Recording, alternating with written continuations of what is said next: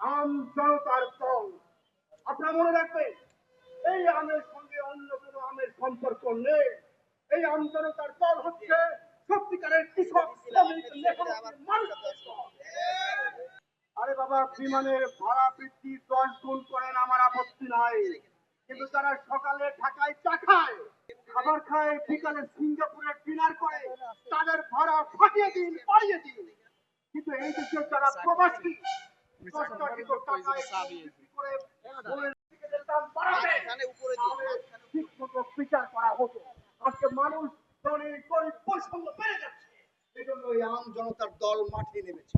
আজকে বেশি কথা বলবো না, আজকে বক্তব্য দেবার সময় নয়, আজকে মতামত দেবার সময়। এই আম জনতাকে ঐক্যবদ্ধ হতে হবে।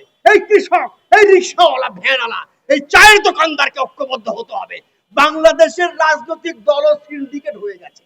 এক শ্রেণীর লোক গোপে তেল দিয়ে কাঁঠাল খাবার চেষ্টা করে, তারা এসি রুমে থাকে, প্রাইভেট কারে আসে, তারা রাজনীতি করে, তাদের রাস্তায় রিক্সা উঠানোর খায়েশ হয়, কিন্তু রাস্তায় প্রাইভেট কার চলে বহাল তবিয়তে। আজকে বক্তব্য বেশি বাড়াবো না, কিন্তু এই আম জনতার দলের, এই আম জনতা যারা প্রবাসে পরিশ্রম করে, হাড় ভাঙা খাটনি খাটে, তাদের টিকিটের দাম এই মুহূর্তে কমাতে হবে।